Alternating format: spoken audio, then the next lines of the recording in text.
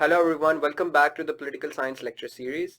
In the previous lecture, we discussed the systems of government and the basics of the essentials of unitary systems, confederal systems and federations. आज हम उसी federation के model के ऊपर जो past paper में question आ चुका है उसको डिस्कस करेंगे. That what are the essential prerequisites for a successful federation model.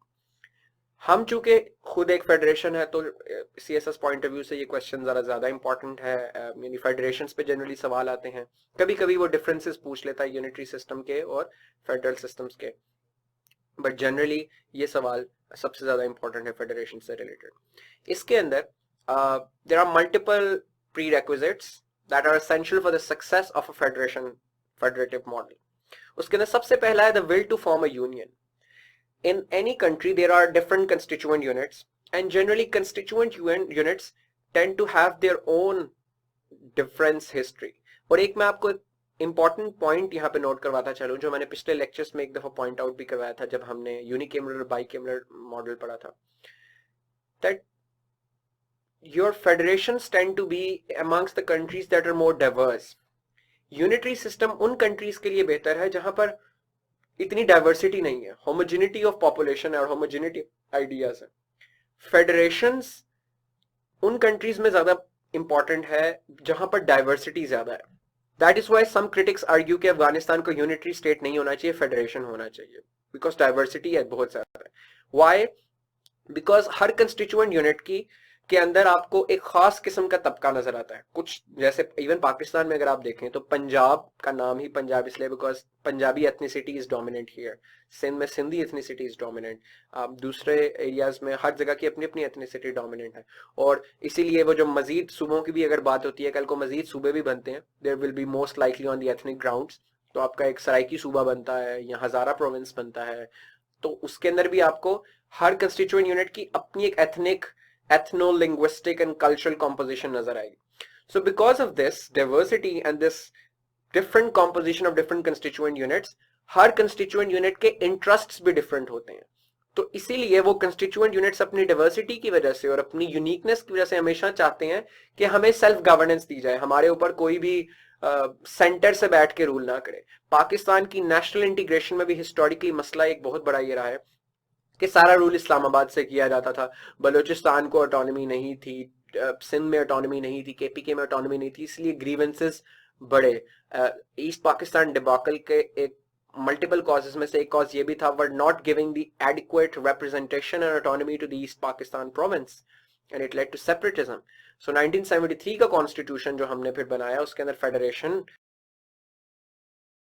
असल उसके लेटर एंड स्पिरिट में पाकिस्तान को फेडरेशन बनाया, which we will do separately when we'll discuss Pakistan model, but just to have the idea germinate in your head that federations are important for countries which are more diverse. तो जो पहला point है इसके अंदर सबसे important वो ये है the will to form of union. अब जो हमने अभी डिस्कशन किया उसके कॉन्टेक्स्ट में अब आपको समझ आ गई होगी कि हर कॉन्स्टिट्यूएंट यूनिट के अपने अपने डिफरेंट इंटरेस्ट्स होते हैं, अपनी अपनी एक खास किस्म की हिस्ट्री होती है, एक अपना कल्चर होता है, अपनी लैंग्वेजेस होती हैं. That context it is very important कि जो कंस्टिट्यूएंट यूनिट्स आपस में आ रहे हैं they are ready to compromise, they are ready to work together. वो कंस्टिट्यूएंट यूनिट्स आपस में उनकी अंदर एक ये एहसास पाया जाता है कि हम we are better off together than divided, that they realize that it is in their mutual interest to work together with each other as a common unit, as a one unit. So that realization is important, and that will amongst them is important, that they want to become part of one federation.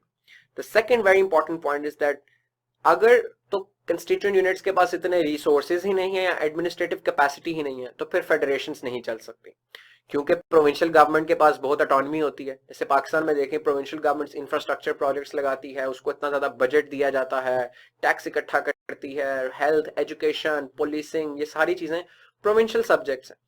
तो अगर provincial government के पास इतनी capacity ही ना हो कि भाई सारी चीजें कर सके, या इतने रिसोर्सेज ही ना हो, या सेंट्रल गवर्नमेंट ना दे, या वो खुद रिसोर्सेज अपने नहीं टैक्सेशन से जनरेट कर सकते, तो फिर फेडरेशंस नहीं चल सकती. इसीलिए इनकी कैपेसिटी आपके कंस्टिट्यूएंट यूनिट्स की और वो होना बहुत जरूरी है. Third is the geographic proximity. geographic proximity is important because let's say this is country A, this is B, this is C. तो A और C अपनी फेडरेशन नहीं, अगर B is a separate country, जैसे पाकिस्तान और बांग्लादेश का भी इशू बना था, तो there was because there was a buffer of India. So if there is no direct geographic connection between two constituent units, it's really difficult for them to form a federation. Because federation में आपको coordinate करना होता है, you have to move around. अगर आपकी division आ जाती है तो आपके अक्सर हिस्टोरिकल एक्सपीरियंस भी डिफरेंट होंगे, तो वो शेयर्ड कॉमनैलिटी का भी मसला आएगा. तो इसीलिए you necessarily need to have geographic proximity to form a federation. So that is why if countries tend to become very large, it's difficult for them to form a federation. For instance, European Union can only operate on a confederation model. अगर वो एक European Union एक federation बन जाए तो बहुत ज़्यादा countries को बहुत मसला होगा और वो इफेक्टिवली ऑपरेट नहीं कर पाएंगे, बिकॉज उनके ज्योग्राफिक डिस्टेंसेस की वजह से उनके इंटरेस्ट्स, उनकी एस्पिरेशंस, उनकी आइडेंटिटी डिफरेंट हो जाती है.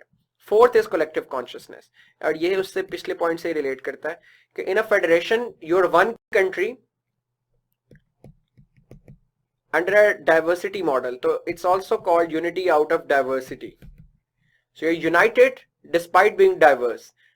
तो इस डाइवर्सिटी को केटर करने के लिए आपके अंदर कोई ना कोई कलेक्टिव एलिमेंट होना चाहिए, something that makes you feel connected and you can have the idea about that you are part of a group. You necessarily need to have group consciousness.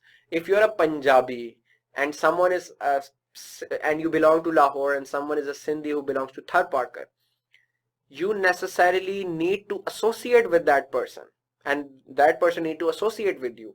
तो आपके अंदर कुछ ना कुछ collective consciousness का element होना चाहिए, that you're, for instance, the idea about being a Muslim or the idea of being Pakistani, most importantly, कि आपको और आपका एक नैरेटिव हो इस तरह का कि हिस्टोरिकल एक्सपीरियंस का या अपनी आइडेंटिटी का जो आप लोगों को आपस में बाइंड करता हो. Otherwise, for instance, if you don't feel connected, you will probably say why should my tax money go to a person in third parker, और उनको मदद करने के लिए क्यों जाना चाहिए. Otherwise you start questioning that.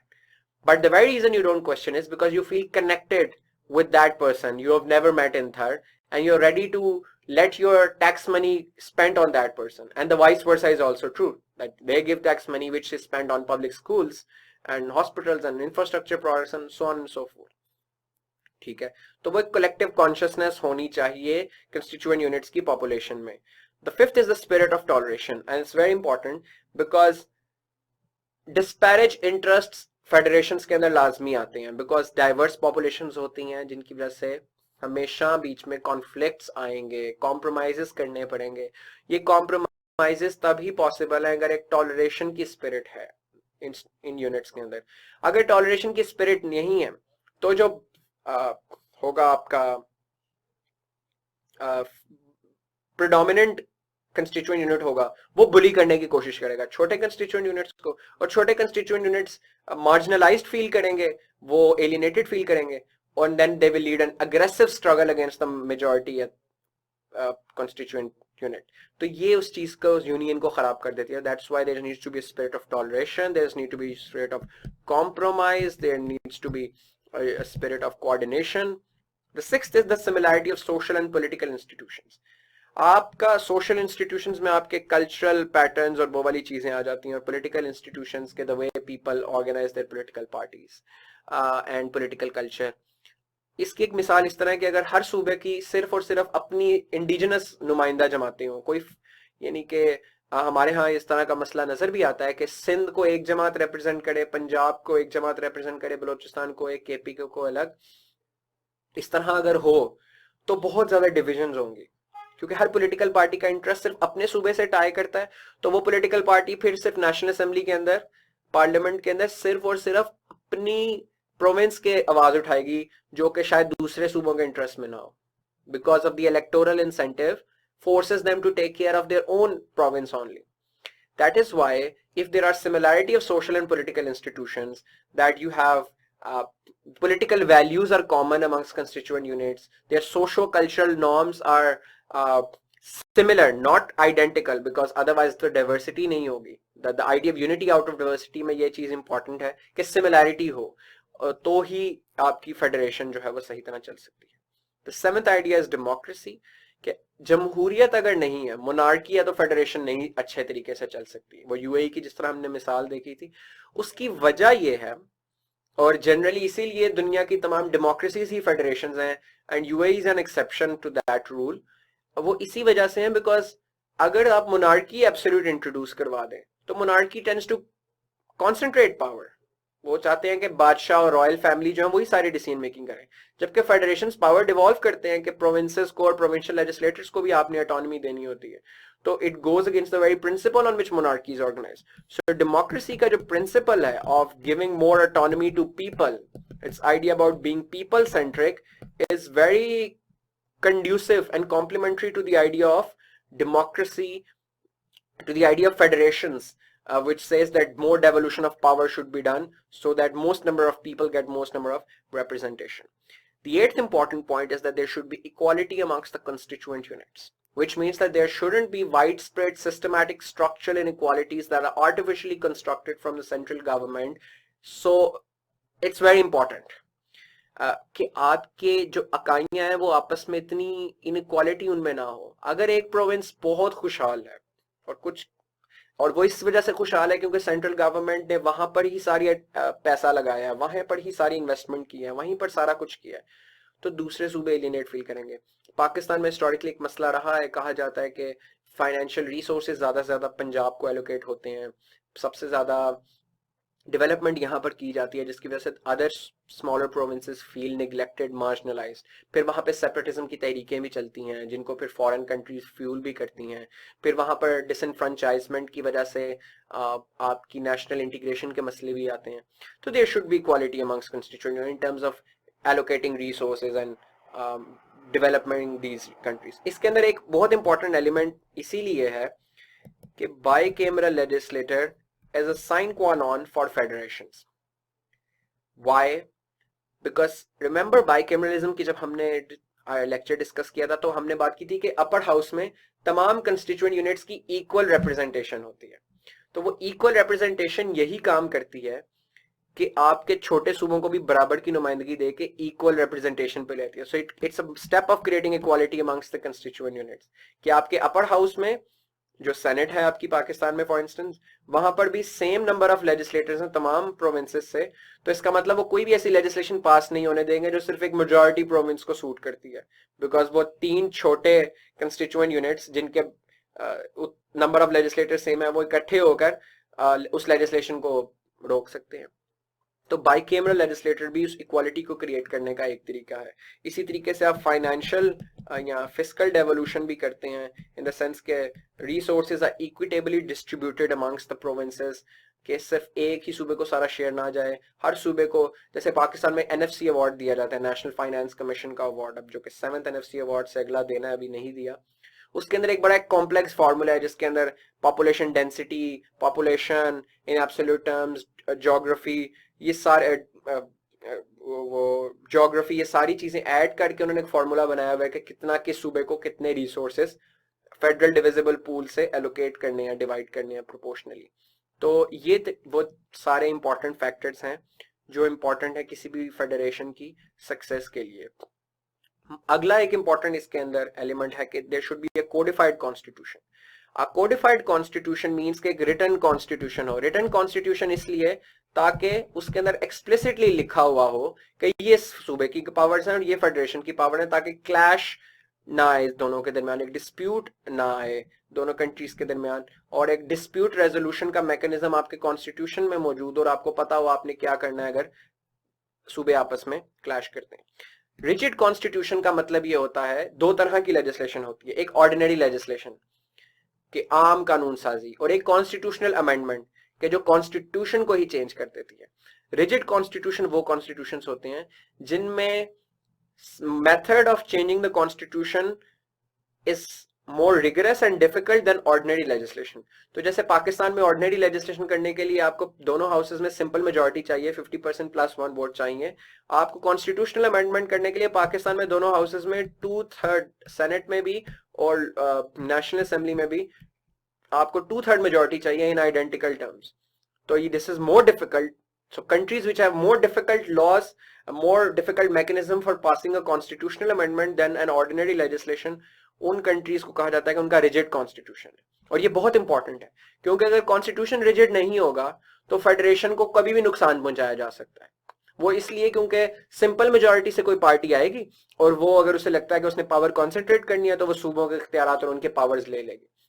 लेकिन रिजिडिटी ऑफ कॉन्स्टिट्यूशन ये इंश्योर करती है कि चूंकि बहुत मुश्किल है ये 2/3 की बार अचीव करना खास तौर पे, और दोनों सूबों दोनों हाउसेस में लेना, और तो इसलिए it becomes difficult to change constitution and thereby change the federal character of the country.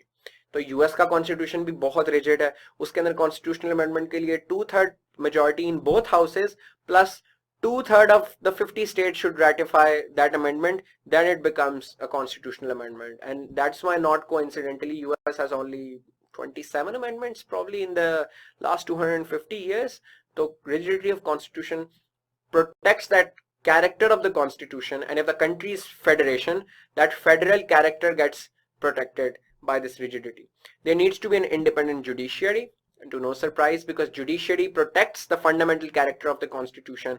Judicial review की power होती है, आपकी judiciaries के पास होना जरूरी है, because जुडिशियल रिव्यू के हमने पिछली दफा डिस्कस किया था कि कोई ऐसी लेजिस्लेशन है कॉन्स्टिट्यूशनल अमेंडमेंट जो फेडरल जो आपके कॉन्स्टिट्यूशन के बेसिक कैरेक्टर को चेंज करे, जुडिशियल उनको स्ट्राइक डाउन कर सके. तो इसलिए इस पावर के जरिए, जुडिशियल रिव्यू के जरिए, स्टेट की जुडिशरी इंश्योर कर सकती है कि कोई ऐसी अमेंडमेंट या कोई ऐसा लॉ ना हो जो कि स्टेट के फेडरल कैरेक्टर को अंडरमाइन करे किसी फेडरेशन में. और plus judiciary can also play a role in अगर डिस्प्यूट होता है फेडरल गवर्नमेंट और सेंट्रल गवर्नमेंट का प्रोविंशियल गवर्नमेंट से, कि फेडरल गवर्नमेंट कहता है मेरी अथॉरिटी है इस चीज पे, प्रोविंशियल कहती है मेरे पे है, तो इंडिपेंडेंट जुडिशरी एक बेहतर न्यूट्रल आर्बिटर होके आर्बिट्रेट कर सकता है उसको, और डिलिनेट कर सकता है कि किसकी अथॉरिटी, और पीसफुली उस चीज को रिजॉल्व कर सकते हैं before the conflict between federal government and provincial government becomes too high. तो वो बहुत इंपॉर्टेंट है. The last is the provision of fundamental rights.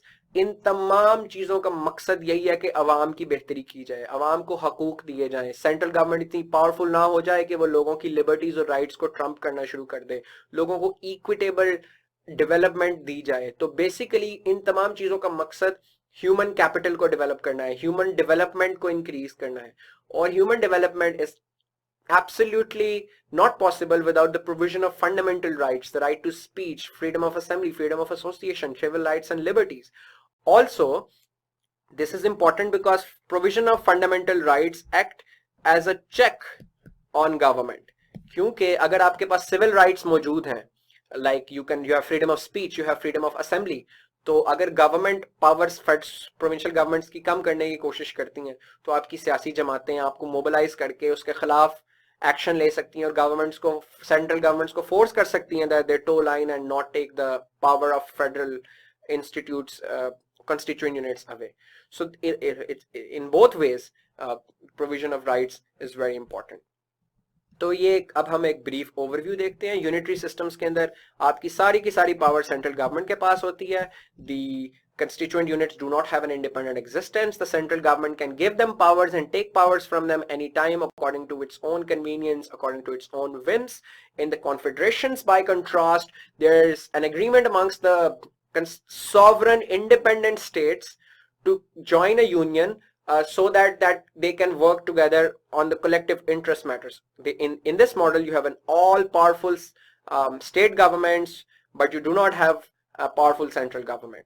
इसके अंदर constituent units sovereign नहीं होते, पूरी country एक sovereign होती है, इनके अंदर इनके सारे constituent units sovereign होते हैं. In the federations, power is divided and coordinated between central government and state government, और दोनों कुछ कंट्रोल स्टेट गवर्नमेंट्स को दिया था, कुछ फेडरल गवर्नमेंट को. इनके अंदर भी सॉवरेंटी नहीं होती कंस्टिट्यूएंट यूनिट्स की, hence they cannot secede from the union like they can do in confederations, but they have relative autonomy in administration, financial matters and legislative matters in that regard. तो ये तीनों जो models हैं आपके सामने, इनका comparison आपने अंडरस्टैंड करना है. प्रेफरेबली मेक अ कंपैरिजन वाला वेन डायग्राम और chart as well if that comes in the paper, और आप इसको पहले से अपने नोट्स के अंदर प्रिपेयर करें. हम अगले लेक्चर के अंदर प्रेसिडेंशियल और पार्लियामेंट्री सिस्टम्स को डिस्कस करेंगे. Till then take care, see you in the next lecture. अल्लाह हाफिज.